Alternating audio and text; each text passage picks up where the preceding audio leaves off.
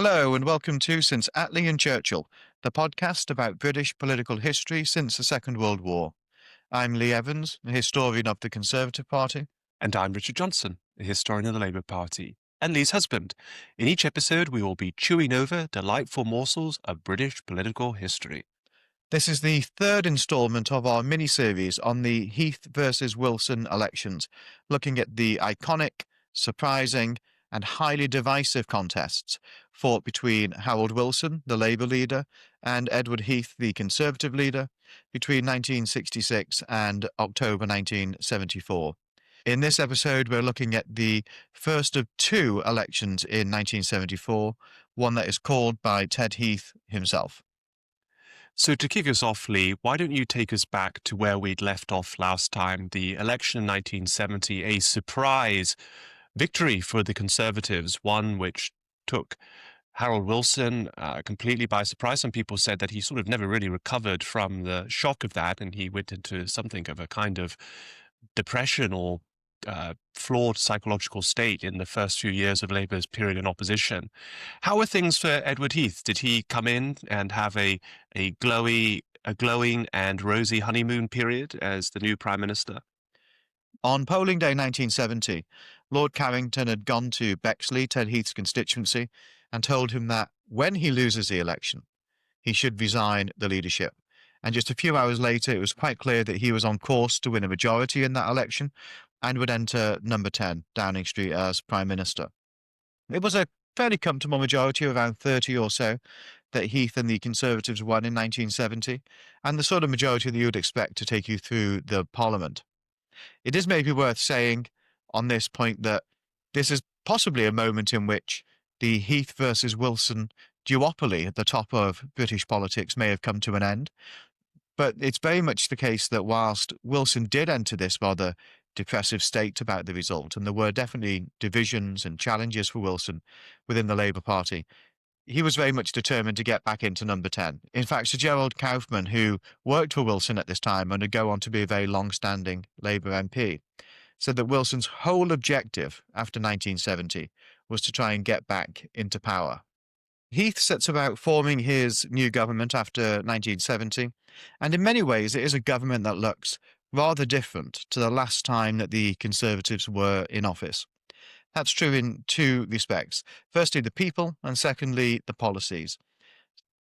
Whenever you're delving into biographies of Conservative politicians in the 1950s, one thing tends to unite a lot of them, and that's the school that they went to, in particular, Eton. And so if you go back to 1951, for example, when Churchill comes back as Prime Minister, there are 7 Old Etonians in the cabinet. In 1955, when Anthony Eden takes over, there are 8. And in Alec Douglas-Home, remarkably, the number is growing in the 1960s. There are 11 Old Etonians sat around the cabinet table. But by 1970, when Heath comes in, that number drops. It drops down to 3. What you find much more of in Heath's government is self-made men, and it is overwhelmingly men, we should say. But they are much more kind of middle class than aristocratic, and they've tended to get where they are less by inheriting money, but more by succeeding in the professions. One of the people who typifies this is the new Chancellor of the Exchequer, Ian MacLeod. He is seen as a big hitter on the Tory benches.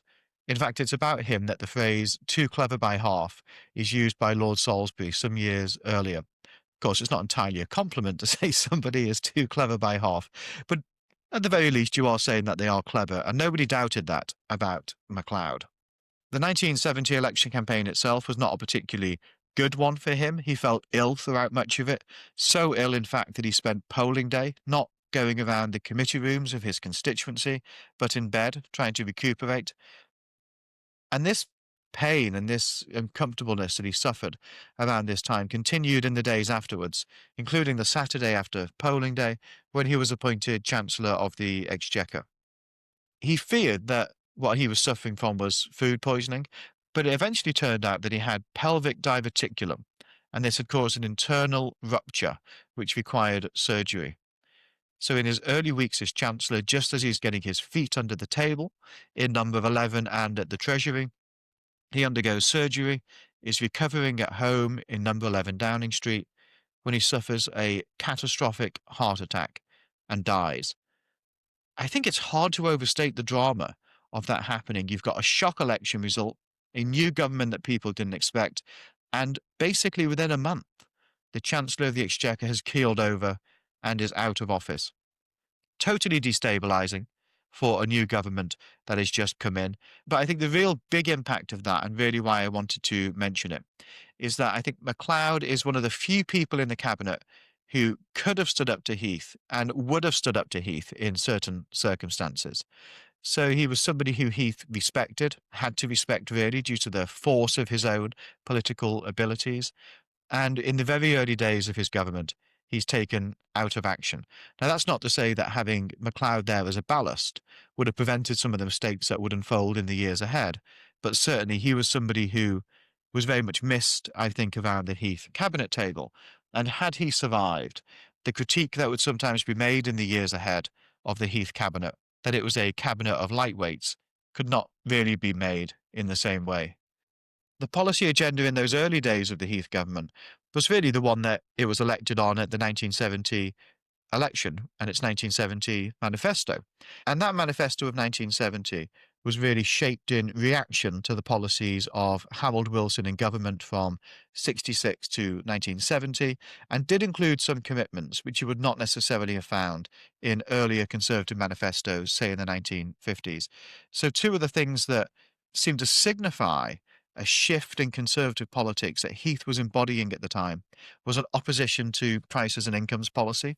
That is government regulation of prices and of course, incomes, quite literally what people earn and the changes in that. That was imposed in principle in the 1970 manifesto. There was also a general commitment not to prop up businesses that could not survive themselves. This idea that the government would not be there to keep lame ducks going in industry. This has led some people to suggest that the 1970 manifesto in these early Heath years were sort of proto-Thatcherism, really, that this was a big break in the direction of the free market compared to what, say, Hal Macmillan would have done years earlier. It's not entirely clear that that's a conclusion that we should draw from it.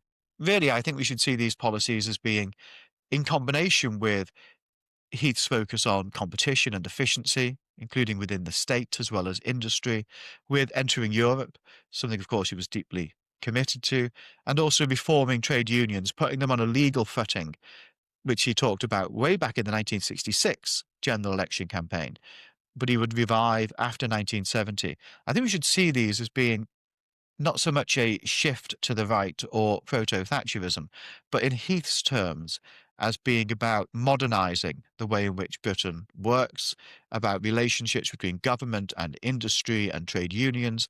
And in and of itself, there was a radicalism to that. Does really mark him out in some ways, I think, as being a bridge between the Toryism of the 1950s, maybe the Toryism of Macmillan, and what would in the future be the new right style of conservatism of Margaret Thatcher.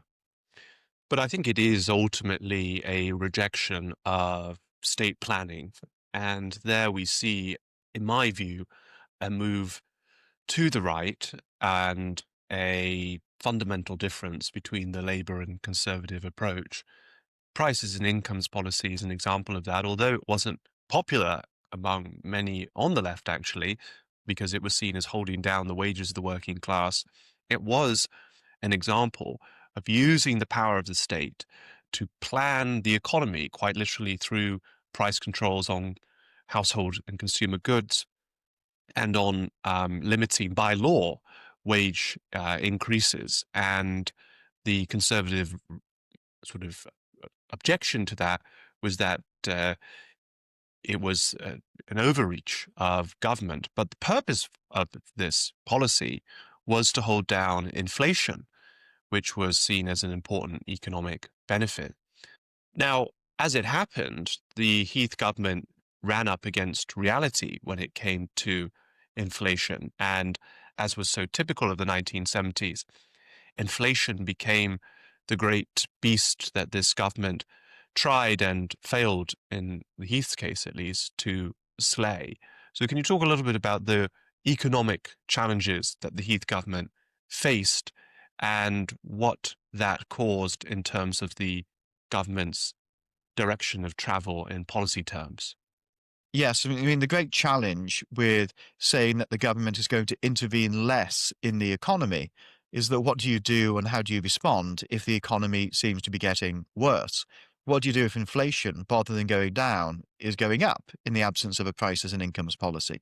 What do you do if letting companies fail results in increasing unemployment? And something which Heath did feel, and this is where he is in fact closer to a lot of the post-war consensus, one nation conservative leaders. He felt deeply about unemployment and about the risks of unemployment and the impact that would have on people. So the problem that Heath suffers in those early years is that yes, there's this shift in policy, but it isn't working. It isn't delivering on the objectives that he set out to achieve. One of the examples of that comes with the ways in which the government tries to regulate the affairs of trade unions. So it passes the Industrial Relations Act, and it comes into effect in 1971. And this is basically to be a framework for trade unions in the United Kingdom and would set out certain criteria about the ways in which they operate to try and make them in some way slightly more legitimate and more democratic, and hopefully in the government's eyes more restrained as well in terms of strike days. But it simply doesn't work. So throughout the mid 1960s, from 64 to 67, you get 2 and a bit million days lost per year to industrial action. That starts to increase towards the end of the Wilson time in office, and it's getting on to 7 million in 1969. In 1970, it's almost 11 million days lost to industrial action. 1971, it's 13.5 million days lost to industrial action. And then 1972, which is the first full year in which the Industrial Relations Act has been used and since it's come into effect, almost 24 million days are lost to strikes. That is the most days lost to strike action in a single year since 1926, which was famously the year of the general strike in this country. So really the brave new world that was implied by the 1970 manifesto and the commitments of the Heath government in its early years in office were really not working out as hoped. And it should be said that unemployment skyrocketed under Edward Heath. It reached 1 million people unemployed during the Heath government. This was the first time that Britain's seen 1 million people unemployed since the Great Depression. So the entire economic program of the government was falling apart. And we'll talk a little bit about what that meant for the policy direction of travel later on. But another challenge that the Heath government faced was Northern Ireland. And this is a particularly dark time in the history of the province.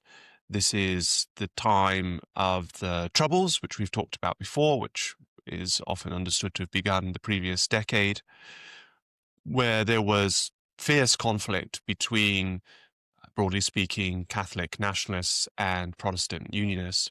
Now, Heath tried to get the devolved government of Northern Ireland, which had existed since the creation of Northern Ireland in 1921, to enter into some kind of power sharing agreement with the moderate Catholic nationalist party, the Social Democratic and Labour Party, the SDLP.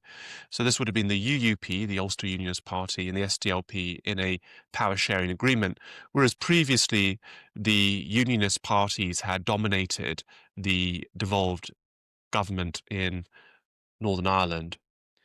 But the UUP effectively refused to enter into power sharing agreement, and as a result of that, the Heath government suspended devolution in Northern Ireland, and Edward Heath appointed Willie Whitelaw to become the first Secretary of State for Northern Ireland and implemented direct rule, which was the first time in the history of Northern Ireland where it had experienced direct rule and had no devolved government since 1921, since it was created. This is a truly woeful period in terms of what is happening in Northern Ireland. Of course, most of all for the people who live in Northern Ireland itself. But it also has impacts that are felt in Westminster. And one of those is that the traditional arrangement between the Ulster Unionist Party and their Northern Irish MPs and the Conservative Party, whereby UUP MPs would take the Conservative whip. And this would basically give the Conservatives about a dozen extra seats in Parliament. That falls apart in this period. And that is something which will be very important as we look ahead and think of the results to come in February 74.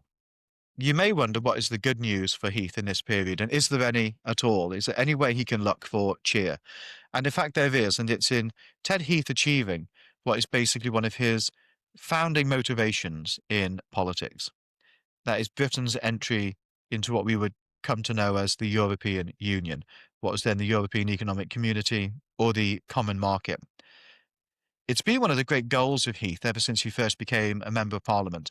Back in 1950, when he gets elected, his maiden speech is to talk up the merits of Britain joining the European coal and steel community, one of the forerunners to what would become the Common Market and subsequently the EU. In 1963, he had been one of the key people leading for the Howell Macmillan government in an application to take Britain into Europe. That was vetoed by the French, and we never went in. In 1967, there'd been another failed attempt that we discussed last time under the Wilson government to go in. But at the third time of trying, brought about in large part because Charles de Gaulle is no longer the president of France, Ted Heath negotiates for British entry into Europe and is successful. But even then, as Heath achieves what is, I think, undoubtedly his great political legacy, one that, of course, was undone in the last decade or so, but at the time and in the decades to come, it is the thing for which Ted Heath is most remembered and in lots of circles most celebrated. Even then, though, it's tricky. The Conservative Party is mostly united around the idea of going in, but there are splinterings off. The country itself does not appear completely sold on it. The polling shows that people are broadly indifferent at best, and in some cases, majority hostile to going into the common market. It's sometimes hard, it's always hard, in fact, in history, to try and think about events without the knowledge of what was to come. And of course, the knowledge of what was to come in this case is the landslide win for staying in the 1975 referendum. But at the time that Britain is going in, particularly in 1972-3, it doesn't appear as if the country is actually entirely sold on this. And really, it's quite a shaky foundation for Ted Heath's greatest achievement in politics. And the Labour Party has to make a decision about the position it will take on the legislation to join the European Economic Community. And Harold Wilson recognizes that there are some strong pro-Europeans in his cabinet and in the party, but that broadly speaking, the Labour Party was a Eurosceptic party, and the mainstream position of the Labour was to oppose joining the EEC. And as I mentioned in last week's episode, even though Wilson did make an application in 1967, I've always felt that Wilson knew that that application was very likely to be vetoed by Charles de Gaulle. And the situation changes, as Lee has said, in 1969, when Georges Pompidou takes over as president from de Gaulle, and de Gaulle dies the following year. So Wilson holds a special conference on Europe in 1971 and invites Labour parties across the country to elect delegates to go to that conference to debate the reasons for joining or not. And overwhelmingly, that conference votes against joining the common market. And that becomes the official position of the Labour Party. Actually, it remains the official position of the Labour Party for the next decade and a half.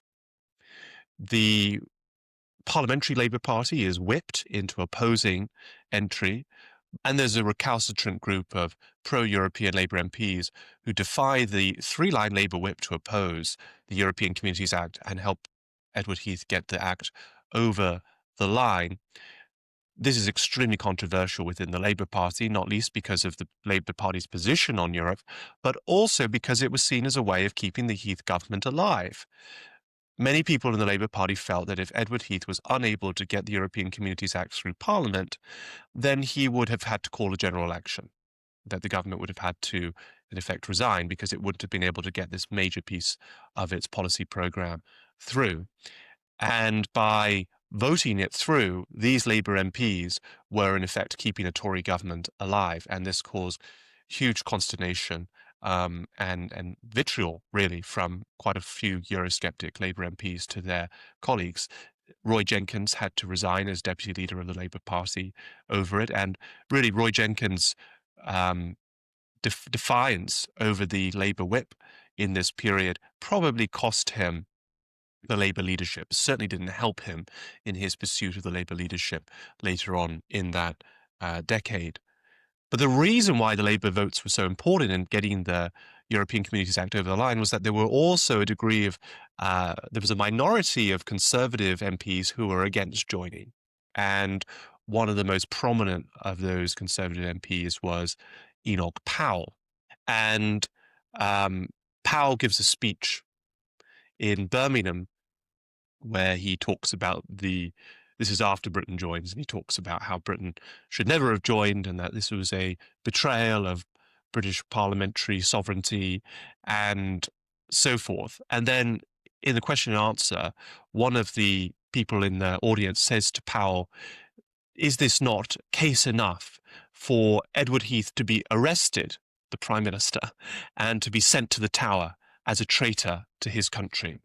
And Powell's response is rather interesting. He says to this audience member, do not ask for tipstaffs and judges and politicians to do for you what is your business to do yourself at the ballot box. And that becomes quite an important point later on about Powell's involvement in that February 74 election, which we'll come on to. So the impression that you're hopefully getting is that this is not a happy time in office, really, for Ted Heath, notwithstanding his big achievement in getting Britain into Europe. This is not really a happy time.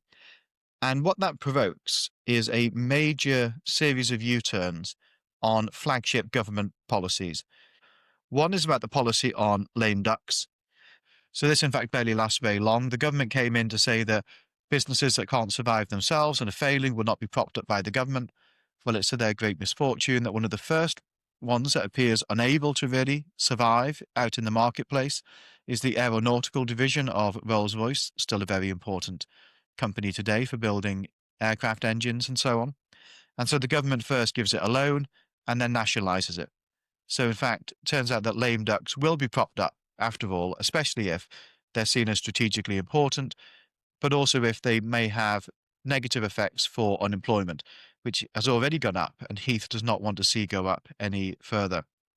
But really the biggie when it comes to U-turns is on the prices and incomes policy, because this is something that Heath has said he is against in principle in the 1970 manifesto, but inflation is soaring under Heath, just as it's been soaring under Wilson. In fact, a nice little fact on that. So prices would go up as much in the Heath government between 1970 and February 1974 as they did in the Wilson government between 1964 and 1970. But of course, the Heath government lasted for only half the time of the Wilson government. So inflation is really proving a bigger issue under Heath than it was under Harold Wilson and Labour. And to try and prevent this from spiralling totally out of control, Heath decides that he's going to implement what he said he wouldn't, what he said didn't work, in fact, which is a prices and incomes policy.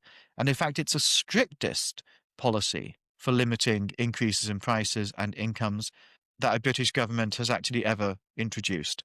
So this is not just a U-turn, it's a U-turn with flashing lights, bells, whistles, and all the rest on it. It's about as big a repudiation of the opening years policy as pursued by the Heath government as it's possible to imagine, and it comes in late 1972.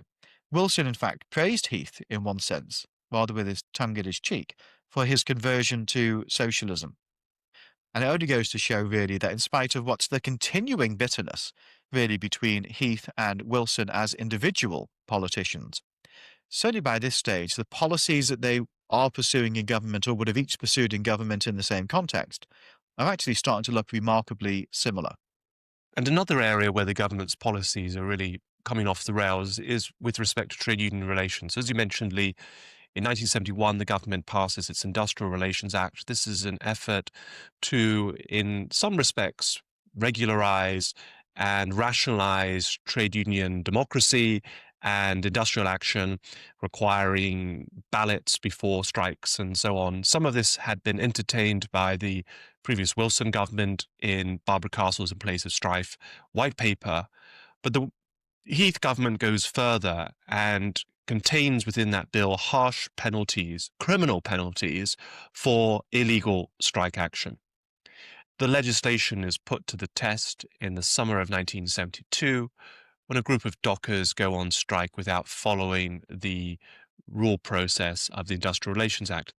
Their employer invite prosecution of their workers, and these workers refuse to cooperate, recant, and are found guilty of illegal strike action and are sent to prison under the terms of the Industrial Relations Act. Well, rather than be a disincentive for further industrial action, this seems to invite the energies of the trades union movement, and dock workers across the country then propose that they will take illegal strike action in solidarity with their union brothers who are in prison. And then there's talk that further unions that are outside of the docking trade will also engage in sympathy strikes, which are meant to be illegal under the terms of this legislation.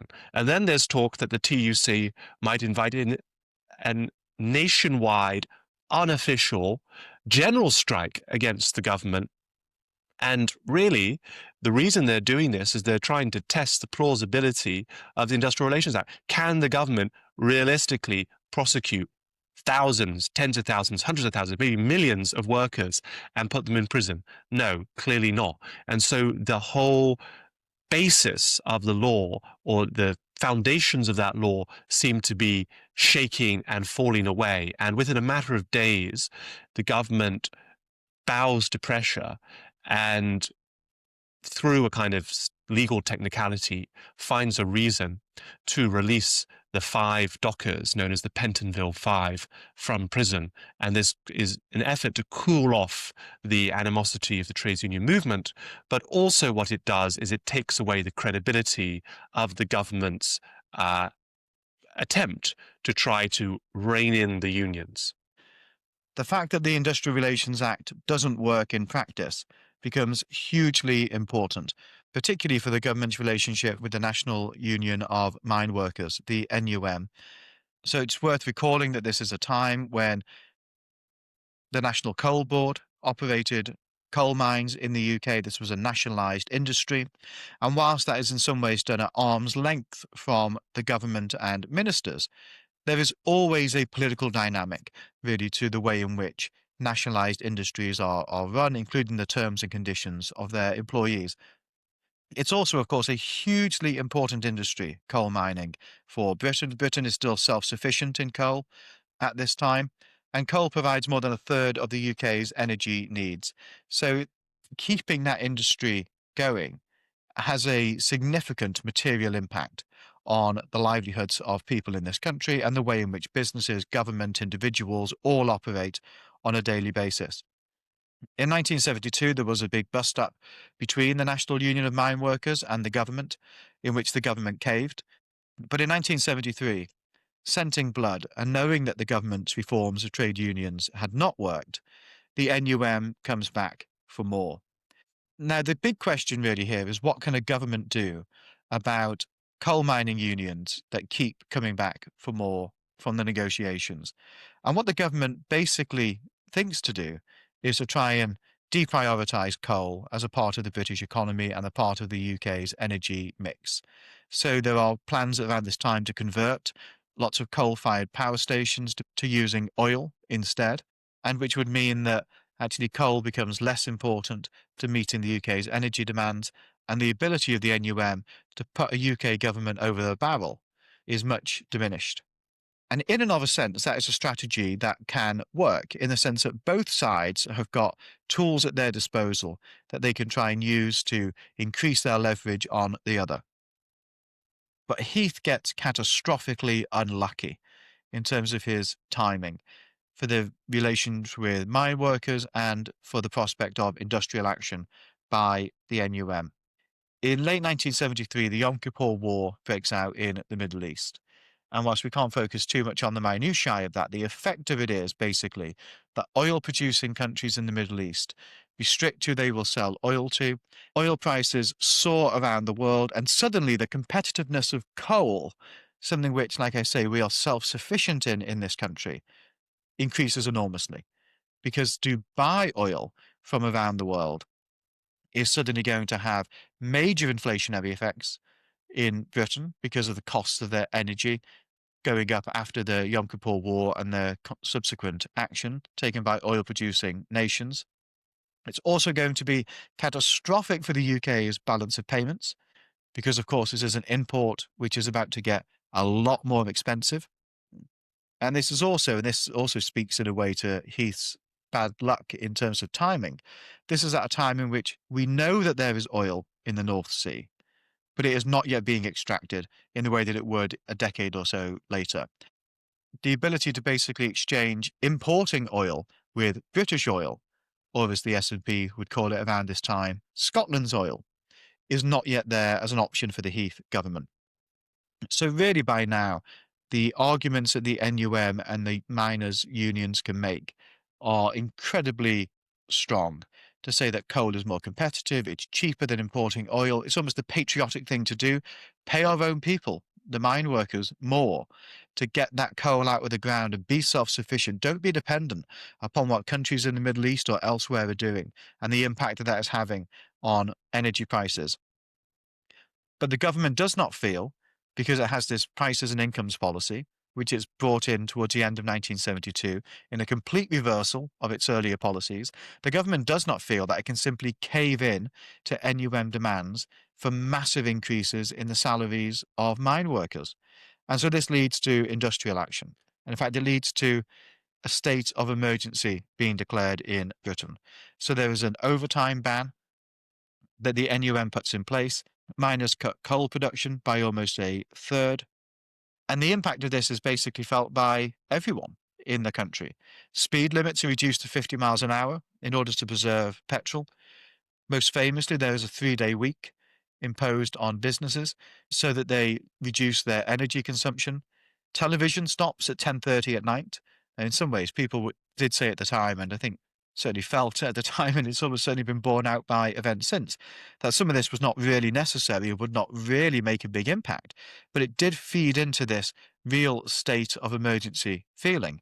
And it's what led to Heath giving what's possibly the gloomiest prime ministerial broadcast outside of wartime, in which he warned people, "We shall have a harder Christmas than we have had since the war." And that was certainly the case for a great many people. Yes, and if you just think about some of the details of what's going on there. So the union leaders call an overtime ban first because they can do that under the Industrial Relations Act. They need to ballot their members for strike action.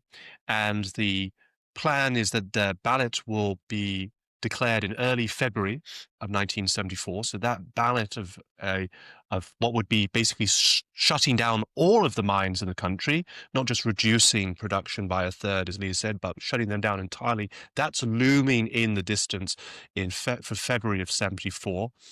The government cannot force the miners to work overtime. They cannot even really use the emergency powers available to the government to mine coal. So they have to try to reduce consumption. And that's what they're doing with these measures, because as they see it, Britain is at risk of running out of both coal and oil in the middle of winter. So it's a very, very bleak time for the government. Now, a bit like, say, during COVID, when some things were able to be opened and other things weren't, there was always controversy over the decisions that the government made about what was allowable under the rationing of power and what wasn't.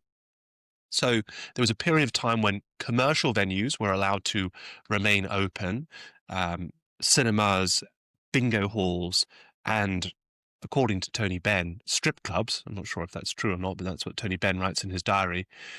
Whereas community centres had to be closed, and this caused a great deal of upset for Tony Benn, the Labour former minister and shadow cabinet member, because he wanted to give political addresses in the evening to working class communities when they'd come home from work, but they weren't allowed to have the lights on in the local civic venues. So one idea that Tony Benn had is that he would give public meetings by candlelight, and he proposed to the Poplar Labour Party in East London that he would give them a speech in the community hall with everyone holding a candle, but this was deemed to be rather dangerous and not a very good idea. So then Ben suggested, well, perhaps we should hold the public meeting outside, but this was also poo-pooed because it was the middle of winter and people didn't want to be standing in the dark, in the cold, in early January, listening to Tony Benn go on about the marvels of socialism. So some of these events that Ben wanted to hold had to be shut down. And Ben was rather conspiratorial about this and thought that the government was doing this as a way of suppressing socialist kind of political activity, whereas probably the rationale for that was maybe either a bit more mundane or random, as was the case quite often in COVID when we had similar, if different, types of restrictions. Or quite simply, you keep commercial venues open because they generate revenue and generate taxation, and community facilities don't, although they do, of course, play a very important social function. Over the winter of 1973 to 4, there's a huge amount of back and forth between the leadership of the National Union of Mine Workers and the government. And this also speaks to a way in which Ted Heath gets unlucky. There had been a time where union leaders commanded great authority within their own trade unions. That is not what is going on in the winter of 1973-4. The man who's in charge of the NUM, in charge in theory at least, is a man called Joe Gormley. He sits down with Heath a great deal over this period, and consistently he thinks he's got a deal that the NUM will agree to, because Gormley has agreed to it. But then Gormley goes back to his union's executive, and they vote against their own leader. And this happens several times in the lead up to what is basically going to be the total breakdown of relations between the government and the NUM, which is the ballot result which is declared on the 4th of February 1974, where 81% of NUM members vote for an all-out stoppage on the mines. So that's not just the overtime ban, that's not just a reduction in production, that is an all-out stoppage of mines in the country. Total crisis.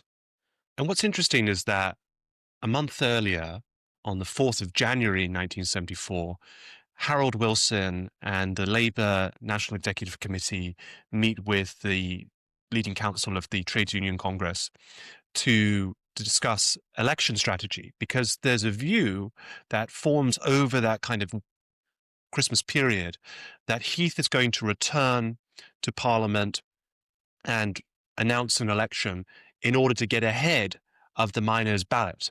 So, as Lee said, the date of that miners' ballot was the 4th of February, 74. And so they thought that Heath would, in the first week of January, call the election.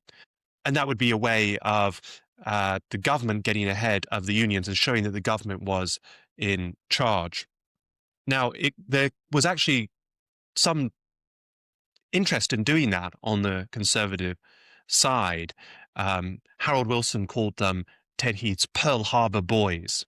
And this was a reference to the idea that there were members of the Heath government and some of his close advisors who wanted to follow a sort of Japanese-style Pearl Harbor attack, announce that surprise election and catch Labour off guard. And Wilson, being a little bit smug about it at this 4th of January meeting, felt that they had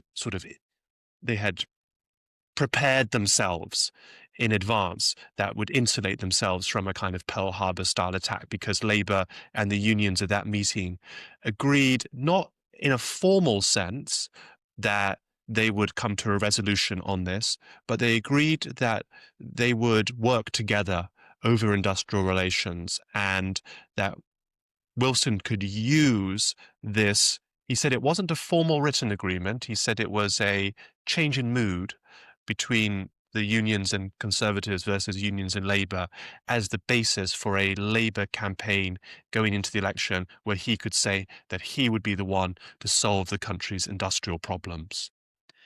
It is just worth us reflecting a little bit on why was an election talked up at all. My view on it is that an election was talked up because actually people didn't have any idea of what else it is that they could do. There was a total disintegration of relationships really between the union in effect, irrespective of what the leadership may have said, and the government. And that was only deteriorating further. And what I think starts to happen is that the government gets caught up in this idea that we are the democratically elected authority that governs Britain, not the trade unions, not the trade union movement, and nobody else, that we are the government. And they start to think if they can reassert their moral authority to govern the affairs of the nation, that that will in some way change the dynamic and help reset relations. So when the result of the ballot is declared on the 4th of February, Jim Pryor, who was incredibly close to Heath, a minister in the government, said, "The miners have had their ballot, perhaps we ought to have ours." Except it's not entirely clear exactly what that would have actually done. Let us imagine that the Conservatives get back in with a whopping majority. Well, that's not a defeat over the miners, although the miners may have been an important factor in the campaign. The miners don't have to respect or recognise the fact that the government has got a much bigger majority necessarily. Certainly not in terms of the context of that strike that's going on at the moment. And what was happening wasn't in and of itself a political crisis. It was a crisis, undoubtedly, but not a political crisis. Or a parliamentary crisis. Absolutely, and that's not like 2019, say, where Boris Johnson is trying to get Britain out of the European Union, and he can't do so because Parliament won't vote for what he says Parliament ought to vote for. Now, this is not like that at all. Now, Heath's majority is holding, the government is together and coherent. His issue is getting the unions to agree to anything that he is willing to offer them, and an election really doesn't change that. And 2 days later, after the miners declare their ballot, there's a debate in the House of Commons, and the shadow chancellor, Dennis Healey, delivers a damning verdict on the government. And it's a classic Dennis Healey speech, which I would like to share a little bit of because I just think it's such high quality parliamentary speech making that we just really, generally speaking, sadly do not hear in Parliament today. So Healey says on the 6th of February, "I have some personal sympathy for the Prime Minister in this dispute," the miners' dispute. "Why?" shouts Dan Jones, an MP for Burnley and a former trade union official. I don't know if that why was planted there deliberately. But Healey then goes, "Because I believe that in one aspect of his personality, he wants to move the country towards a new way of dealing with industrial relations. But there is an element of stony rigidity in his makeup which tends to petrify his whole personality in a crisis. He should never have allowed himself to be manipulated into this dead end by an oddly assorted quartet of his colleagues who are now trundling him like a great marble statue towards the precipice. Two of this obvious quartet are survivors from the 18th century. The first is the leader of the House, that was Willie Whitelaw, an amiable man whom we all like, but a man who is totally out of touch with the industrial realities of the modern world, as he told us once when he asked us to eat peaches. He reminds me of one of the more brutish Hanoverians, perhaps George III. And then we have the noble Lord, Lord North. Oh, I apologise to the House, I mean Lord Carrington. He is one of the last great aristocratic amateurs in the Whig tradition. He finds no difficulty in combining scrupulous attention to his responsibilities as landlord of rolling acres in Buckinghamshire with the rather more sordid duties as chairman of the Conservative Party. And he even finds the odd moment to visit his new Department of Energy. Many of us find these two a rather agreeable pair, but they are joined in the conspiracy by two very different characters who we see sitting side by side on the Treasury bench at the moment. I refer, of course, to the Chancellor of the Exchequer, Anthony Barber, and the Secretary of State for Trade and Industry, Peter Walker, who we've done an episode on, who I feel would rather be more at home in contemporary Washington than in 18th century London. They have made it clear that they see this whole operation as a means of manipulating the government into a general election before the consequences of their own mismanagement catch up with them. Hear, hear, hear. Vintage Dennis Healey, undoubtedly. I don't think it's entirely fair, but certainly what was fair to say the government at the time was that they didn't really know what else they could do in this situation. And they hoped, without any great foundation, that an election could break the impasse. And Heath did feel he had some grounds to think that if there was an election, he would win it. And that would, if nothing else, mean that he would continue in office to solve the crisis one way or another. The polling throughout much of the previous parliament had seen Labour ahead, not massively, but a little bit. And in recent months, the Tories, though, had begun to break out with a bit of a lead themselves. There was also a general feeling that Labour, as a party that is seen as being very close to the trade unions, of course financially dependent upon them, as well in this period, would be tarnished by the actions of the NUM and the crisis atmosphere that was enveloping Britain. David Butler, the century's great psephologist at Nuffield College, Oxford, apparently said to Tony Benn, as the election was called, that this would lead to a Conservative landslide. And also some of the under-the-bonnet features of this contest as well are also beneficial to the Conservatives. So we mentioned in our last episode that there was a boundary commission before the 1970 election that Labour refused to implement because it would harm them electorally. Well, that had since been implemented and was probably worth a dozen or so seats to the Conservatives. And that is why Heath ultimately, in spite of some reluctance on his own part to gamble the premiership, decides that in fact, in the absence of anything else, an election is worth calling. He does so whilst the Queen is not just abroad, is literally on the other side of the world in New Zealand. And so on the 7th of February, Parliament is dissolved by the Queen Mother and Princess Margaret acting as councillors of state, and the snap election gets underway. If we zoom out slightly as well and think of the big picture, there are some reasons for Heath to be optimistic and for the Conservatives to think that they can win the election. Crises are often quite good for governments, in fact. You get this rally to the flag phenomenon that takes place where people think that so long as the government is competent to rise to the challenge, then people will rally to that governing party and give them the mandate that they need to do it. But that requires two things. First of all, it requires a sense of competence on the part of the government, and for the whole host of reasons that we've discussed, that is a diminishing quality in terms of what the public think of Heath and his administration. And secondly, it also requires, I think, a sense that you have a plan about how to overcome the crisis, that you can get people to put their trust and their confidence in. And it very quickly becomes clear that Heath, in fact, doesn't have that. I actually think this is one of the most singularly confused election campaigns in post-war British history. I mean, what exactly is it that Heath is asking the country for a majority and for a renewal of his mandate to do? Does he want to mandate to break his own prices and incomes policy and cave into the trade unions?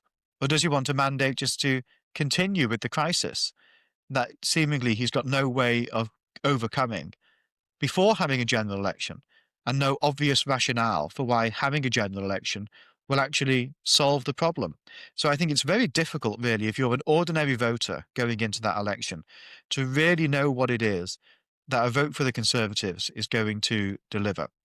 What could have saved Heath, I think, and could have disguised those failings in the Conservative campaign, is the fact that he did appear still to be authoritative. He had a natural authority to him in some respects. And he did appear also, by the standards of the time and by the standards of previous Conservatives, if not future Conservatives, to be being pretty tough on the trade unions.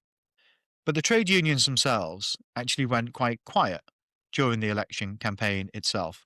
The weather was quite mild. Energy was in somewhat less demand than it had been before. A 3-day working week is obviously a problem in lots of respects. It's also a bit of a gift in some others. And what would have been required, I think, by Heath would have been extraordinary militancy on the part of the trade union movement to expose Labour's links to the unions and to make him appear like the only person who can really stand up to them, whatever that would ultimately end up meaning. But as Jim Pryor recorded many years later, the unions went as quiet and well-behaved as church mice throughout the campaign. And the drama of the state of emergency actually began to fade as polling day approached. I think also, if you look at the Conservative Manifesto, it's hardly an inspiring document. I mean, it says in it And even when the need for the 3-day week is over, we must still, for some time to come, and in common with many other countries, expect a pause in the rise in our living standards. I mean, hardly inspiring stuff. Vote for us, and even when we get out of this 3-day week, your living standards will not go up. Vote Conservative. That stood in such contrast to the bold, energetic, and idealistic vision of the Labour manifesto. I'll just read a little bit of the manifesto. It's sort of wonderfully poetic. It says, "The aims set out in this manifesto are socialist aims, and we are proud of the word. It is only by setting out our aims high, even among the hazards of our present economic situation, that the idealism and high intelligence, especially of our young people, can be enlisted. It is indeed our intention to bring about a fundamental and irreversible shift in the balance of power and wealth in favor of working people and their families."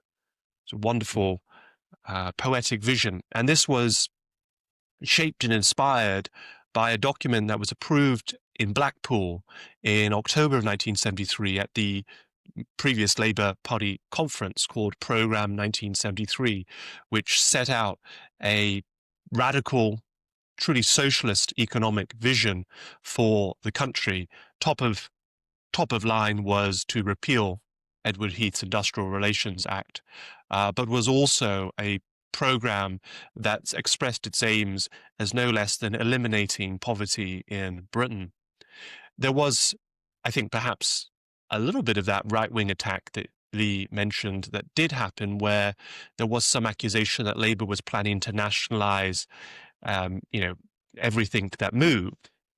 And part of that was due to the fact that in the summer of 1973, the Labour National Executive Committee, by a majority of one vote, had voted to instruct a future Labour government to nationalise the 25 biggest producing corporations in the country, which was used by the right-wing press to pillory Labour. Was Labour going to nationalise Marks and Spencer's?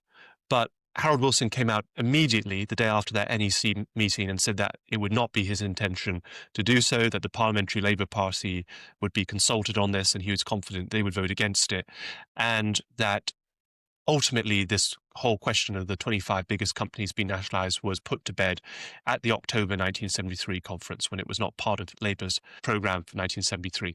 Although the left of the party were very happy with the programme, and there's a picture of a young Jeremy Corbyn, who's holding a Programme 1973. I'm not sure if he was a delegate of the conference or not, but there's a picture of him holding Programme 1973 very happily, and he captured something of the spirit of the Labour left at that time. So in spite of this controversy over nationalisation, what the Labour campaign itself mostly focused on was the cost of living.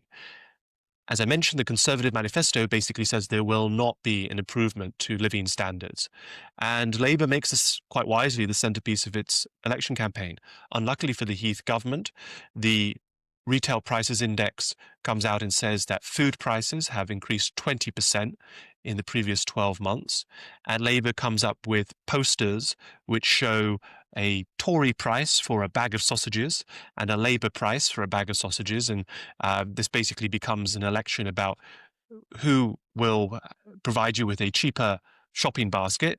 This was not the first time that this ploy had been used. It was actually used earlier in the Parliament by Eurosceptic campaigners who tried to show baskets of food when Britain was out of the common market and in the common market, and it was viewed that joining the common market increased the cost of food in Britain because it put up a protectionist tariff barrier against the rest of the world, the non-European world, at a time when Britain imported a lot of food from the Commonwealth in particular. This ploy would be reused in the 1975 referendum when Barbara Castle and Roy Jenkins had dueling shopping baskets.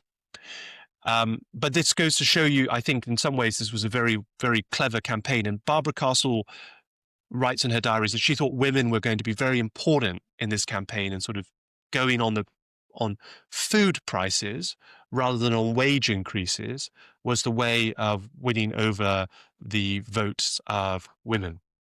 The benefit of Wilson focusing so much on the economy comes out in the short campaign as well. So one of the impacts of the soaring oil price on global markets is that Britain's balance of trade has got significantly worse. And it is during the election campaign that new figures come out to show that the balance of trade for the previous month was at £383 million. That's the biggest deficit in the balance of trade ever. And I'm sure for some people in the Labour Party, it felt like a little bit of justice after the trade figures before the 1970 election did them so much harm, that this could in fact then be turned back on the Heath government as a sign of their general economic failure. There was also bad news for Heath and good news for Labour on the Conservative attempt to try and keep the fight with the unions as the front and centre issue of the election. Because it was during this time, in fact, in the week before polling day, that the pay board said that they had recalculated what miners ought to be paid and had decided that they were in fact underpaid compared to comparable workers by around 8%. Now, it seems extraordinary in a way that the pay board would come out with this just days before polling day. But what it suddenly enabled Labour and Heath's critics to do is to make out that the government had brought the country to its knees in this dispute with the unions, basically out of stinginess, that actually they were underpaying mine workers the whole time. And actually the case that the NUM was putting was rather more reasonable than in fact the government had made out. Now, there was still cause to doubt whether or not that is quite the case. And certainly the NUM and its executive would not have agreed to just an 8% pay rise, as may have been implied by the pay board report. But certainly that was a major blow to the key strategic message, the only message, really, that the Heath campaign had to offer. And it goes to show the risks of relying on arm's length bodies, because the pay board was actually set up by the Heath government as a quango to take the issue of miners' pay out of politics and to give it to this group of technical experts who would determine what the miners' pay should be based on comparing them to comparable occupations in the private sector. And in January of 1974, Barbara Castle in the House of Commons pushes Edward Heath and says, when the pay board comes out with its review next month, will you commit to following the recommendations of the pay board? And it becomes quite awkward for Heath because he doesn't know what the recommendations will be, and it could have all kinds of implications for his government.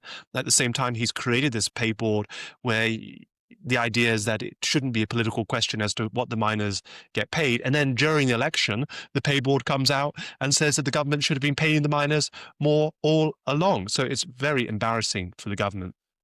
Another embarrassment for the government during the election campaign is the role played by Enoch Powell, the Conservative MP for Wolverhampton South West, dramatically declares when the election is called that he will not stand for Parliament in that election, that he's going to leave Parliament.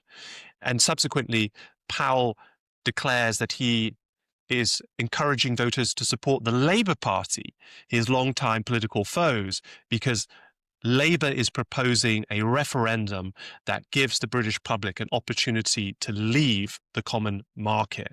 And Powell sees that as very important. Now, this caused obviously quite a great deal of upset from Conservatives. There's a very dramatic and famous moment in the campaign where Enoch Powell is giving a speech in Shipley, in the Victoria Hall in Shipley, and the speech is about the need to get out of the common market. And during this speech, he is attacking Heath, and he says that Heath is a greater gymnast than Harold Wilson because Heath has been doing even more U-turns and flips than Harold Wilson in his time as Prime Minister. And at that point, someone in the audience shouts out, "Judas!" And then Powell responds immediately, "Judas? Judas! Judas was paid. I'm making a sacrifice." And it became a sort of totemic moment in the campaign. Now, I've done a little bit of research into the relationship between Enoch Powell and the Labour Party in that campaign. I was able to interview Bernard Donoughue, who was Harold Wilson's political advisor, and actually he hired Donahue, who had been an academic at the LSE, to start working for him during this election campaign. And I asked Donahue about Enoch Powell and this declaration of Powell to vote Labour. And this is what Donahue said to me. Powell, he often phoned Joe Haynes. Joe Haynes was Harold Wilson's press secretary. I can remember Joe coming to me and saying, "Don't tell anybody, but Powell has indicated that he feels so strongly about Europe, and he can see that having a referendum is better for him than Heath." And then basically the point there is that he's willing to support Labour. Donahue goes on, Powell was regularly in touch. One thing that he did is he sort of coordinated Wilson's speeches with Powell. That's Joe Haynes. Joe was in charge of that. They wanted Wilson and Powell's speeches on Europe to sort of coincide, but Wilson couldn't be obviously linked with Powell. So Powell was conducting his campaign, coordinating with us secretly and wanting Labour to win. He thought, letting us know what he was going to say on his big speech, say on a Saturday, whereby Wilson's speech could link with it, but not say the same thing, but also not say different things. Powell's audience was two kinds, the Tory right-wing kind, and then it was a sort of blue Labour kind. Before we come on to the final results, I just want to say a little bit about the Liberals. If we must. So the Liberals have been described as the aimless, all-party wish fulfillment machine of British politics. But around this time, they did have a compelling leader in Jeremy Thorpe, about whom much, much more could be said. And they had, in fact, been doing incredibly well in parliamentary by-elections. So throughout the 1970 to February 74 Parliament, there were 30 by-elections in total.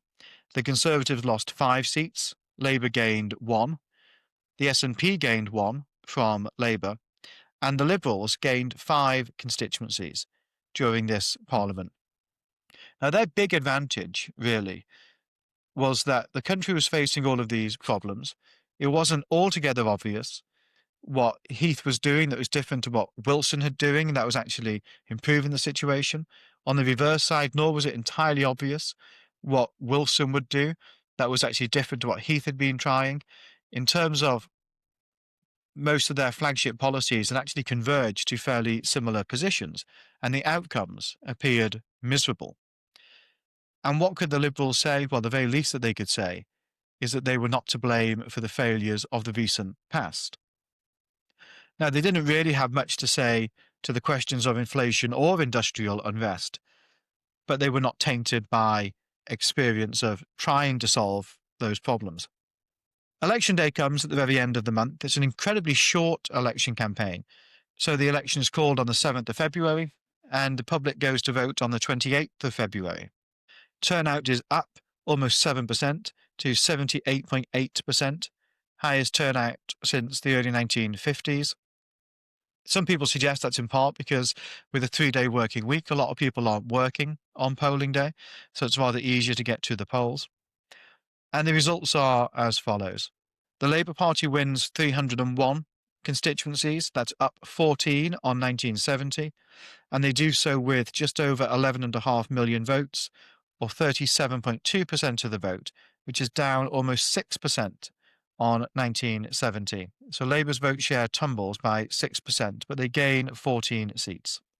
For the Conservatives, they win 297 seats, just 4 behind Labour. That's a net loss of 28 constituencies, but they do so on almost 12 million votes, so 11.87 million votes. So actually the Conservatives lead on votes with 37.9%, but they are behind Labour on seats, and their own vote share, the Conservative vote share, is down 8.5 percentage points. And we should just say how off the polls were in that election campaign, where consistently throughout the election, the Conservatives were shown to be in a lead over Labour, which, of course, was true, that ultimately the Conservatives did have a slight lead over Labour, 37.9% to Labour's 37.2%. But what I think we can see is that the polls underestimated the Labour vote and overestimated the Liberal vote. So, for example, on the Monday before polling day, there was a poll from Marplin that showed the Conservatives on 38%, which is basically bang on what they got in the election. It showed Labour on 31%, so it's underestimating Labour by 6 percentage points. It has the Liberals on 28%, which is overestimating the Liberal result by a good 9 percentage points. And so what we saw in this election was actually also the case in 1970, which is that the Liberal vote got squeezed as you got closer to polling day. And the failure of the polls in this election was really to pick up on that Liberal squeeze. So even though it was a very, very good result for the Liberals, the polls had actually expected the Liberals to do even better than they did on polling day. But it was undeniably a good result for the Liberals, up 11.8% to almost 20% of the vote, and that contributed to giving us the first hung parliament since 1929. In some ways, you could say that the Liberals were the biggest winners in this election with their huge increase in their vote share, and also that they became a national party, really, for the first time since the war. But with only 14 seats to their name in the House of Commons, the extent to which they could really have an impact was very limited. Certainly, their 14 seats, partnered with either Heath or Wilson, would not be enough to make either a majority government. Another big development in this election takes place north of the border in Scotland, one that arguably has an incredibly long tail in British politics. So the SNP wins 21.9% of the vote in this election. That's up by more than 10%, and they go from one constituency to 7. We'll have more to say that when we turn to the October election, in which the SNP play an even more important role. But this is also an election in which the first Plaid Cymru MPs are elected in Wales at a general election. Previously, their successes had been limited to by-elections. In Northern Ireland, whilst the Unionists continued to win the vast majority of the seats as they had previously, they did so outside of this arrangement with the Conservatives. So it really meant that the parties in Northern Ireland were now detached from the parties of mainland UK. And really what I think people would say is the big effect of this election is that some people allege it is the end of two-party politics, a bad election for both of the parties. The Tory vote share its lowest since 1945, and Labour its worst since 1931. And at 38 MPs, there were more non-Conservative and non-Labour MPs than at any time in half a century, which of course was a big contributing factor to why no party could get a majority. And so, unlike in most British general elections where there is this rapid transfer of power, the uncertainty of the result meant that there were a period of days where coalition or other negotiations were being carried out. And as I think is constitutionally proper, it was understood that the Prime Minister of the day was to remain in office until it was clear that that Prime Minister's government could not survive. And it wasn't clear initially. Harold Wilson has written about how it was constitutionally appropriate for Heath to try to see if he could form some kind of arrangement with the Liberals. And I think it's important to say that because the media at the time described Ted Heath as a squatter in Downing Street. The Spectator, in fact, called Heath a squatter. In terms of what the negotiations were about, Thorpe wanted Heath to bring in electoral reform and also resign as Prime Minister, and that there would be a new Conservative leader. On the first, he couldn't promise that because he knew that the Conservative Party was strongly against electoral reform. And this is still at a time when a referendum, certainly on the Conservative side, was viewed as a non-starter. So it wasn't even something where he could say, well, my MPs won't vote for it, but let's see what the country says. That wasn't something in his gift. And the second was that Heath was not willing to resign as leader. Heath claimed that there was no obvious person to replace him, which wasn't true, but that was Heath's view. Heath offered Thorpe a commission on the electoral system, which could become the basis of future legislation, but there was an anticipation that that legislation may not actually be voted through. So that wasn't very convincing for Thorpe. And it's understood that Heath hinted at the idea that Thorpe could be a very senior figure in his cabinet, perhaps Home Secretary, for example, which might be an appropriate place for a Liberal Party leader to find himself. But Thorpe said in subsequent historical interviews that this was simply not enough. People have said that Thorpe probably was more open to this than maybe the events suggest, but the grassroots of the Liberal Party, particularly the young Liberals, were very strongly against the idea of propping up this, what was perceived to be a failed Conservative government. So Wilson's strategy was to spend the weekend playing with his Labrador Paddy and not to get involved in anything, just to basically let Heath have his go, fail, and then when it failed, it would be obvious that he would then be called to form a government. There was some talk that if Heath had done a deal with Thorpe, that the Labour Party would then reveal very embarrassing information about Jeremy Thorpe and his gay lover Norman Scott. And so that was also seen as perhaps a bit of a dark, that was seen as some of the dark arts that were also in the background of this. And we don't know how much that weighed on Jeremy Thorpe's mind when he declined to go into government with Edward Heath, but perhaps that did play some role as well, because that scandal would explode as it became known that Jeremy Thorpe had been involved in a plot to kill his former lover. And so on the Monday after the election, Thorpe delivers the news to Heath that the offer from Heath is not enough. Heath cannot offer anything more. Some Conservative insiders said that if Heath had been a less honest player and had promised things that he couldn't deliver, that, for example, bringing in proportional representation, that the mere promise of it would have been enough to keep his government going. But Heath did not do that, and so Heath went to the palace and resigned in that evening on the Monday, the 4th of March.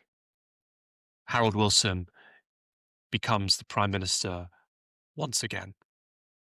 So, Lee, why did Heath lose that election in your view? I think we've probably set out quite a few possible reasons, but is there a single murder instrument, if we're playing Cluedo here?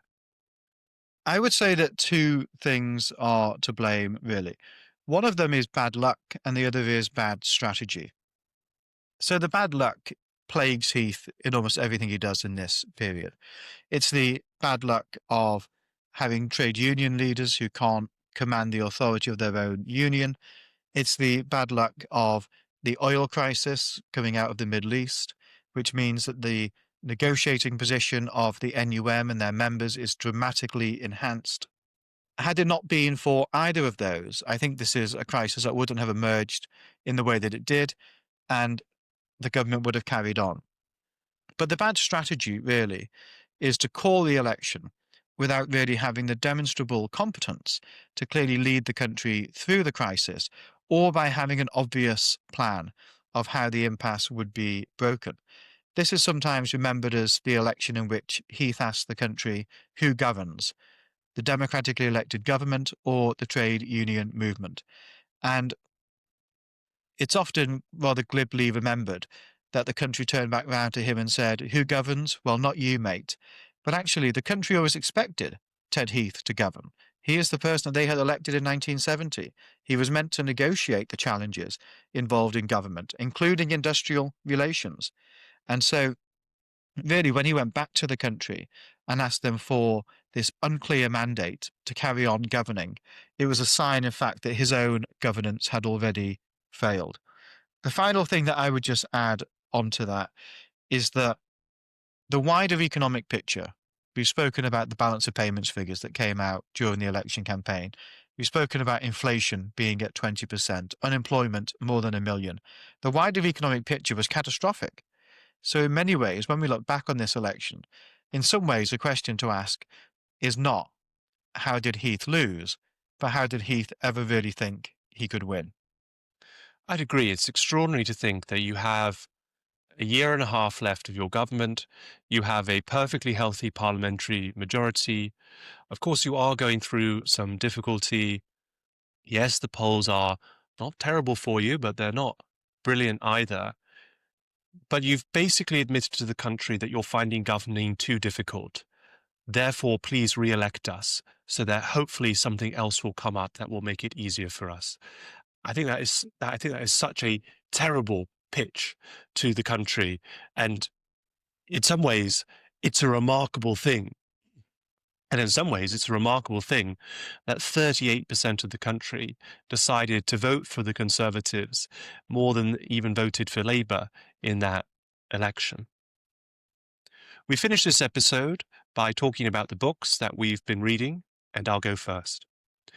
So I'd like to recommend to our readers a book that actually I read quite a while ago, but I think would be of interest given this week's topic, which is Downing Street in Perspective by Marcia Falkender. Marcia Williams, later Lady Falkender, Marcia Falkender, was Harold Wilson's political secretary throughout his time as Labour Party leader, and indeed was his close political confidant from the mid-1950s, really right up until he was overtaken by dementia at the end of his life. She worked for him throughout that whole period and was very loyal to him. This is Marcia Williams' reflections on the Labour Party in the 1970s. She is someone who is often pilloried and attacked for being a rather tempestuous figure in terms of her personality and temperament. But I think she was actually a very clever and, in some ways, insightful political insider. And this book gives a very sharp, sometimes quite amusing, sometimes quite dramatic, and other times just insightful look at life in the Labour Party, at the top of the Labour Party, in the top of British politics, and in Downing Street, of course, in the 1970s. So I recommend it. Lee, what is your book this week? This week, I've been dipping into the Spicer Diaries, which are the diaries of Michael Spicer, who was a long-standing Conservative MP in Worcestershire. He's little recalled now, but he is remarkable in politics in several key respects. He was an early and devoted Eurosceptic, including in his opposition to John Major's government and the Maastricht Treaty in the 1990s, and he would subsequently go on after 2001 to be the chairman of the 1922 committee. This is the period in which I'm particularly interested in what he was up to, because of course the 1922 committee plays this crucial role in the administering of Conservative leadership ballots. These diaries in some respects are a reminder of why it's worth all politicians really keeping a diary to record their reflections and the events as they saw them at the time, but also why it's worth all diarists having an editor, and an unsympathetic editor, I think, as well, as these diaries are certainly too long, and they're not the sort of thing that you would read cover to cover, not unless you're much more patient and rather more brave than I am. But there is huge amounts of good stuff in here. So, for example, about the 2001 leadership election in particular, he talks about, and this is something rather forgotten now, just how litigious a lot of the leadership campaigns are threatening to be. So this is the first time in which there has been a leadership election under the formal Conservative Party constitution. The rules are published. It's the first time that the vote is going to go out to the membership. There's all these new complicating factors compared to when it was MPs only, and the campaigns are preparing to take it to court if they think it necessary. Thankfully for him, nobody ever did. There's also a little curiosity that sticks in my mind about 2005, where Dan Hannan, who was notably a member of the European Parliament, not the House of Commons, expresses an interest in running for leader of the Conservative Party, but is apparently told via the back channels that the rules do demand you have the letters MP and not MEP after your name. So there's lots of interesting stuff in these diaries. Like I say, not really a rip-roaring read, but if you're interested in the detail of how behind-the-scenes Conservative politics in the 1922 committee took place between 2001 and 2010, then they're a very good source. We'll have links to the chosen books in our show notes, but that's all from us this week. We'll be back on Wednesday with our final Matters of Interest of the year, and then back on Sunday with the final instalment of the Heath versus Wilson election miniseries. We'll see you then. Thanks very much.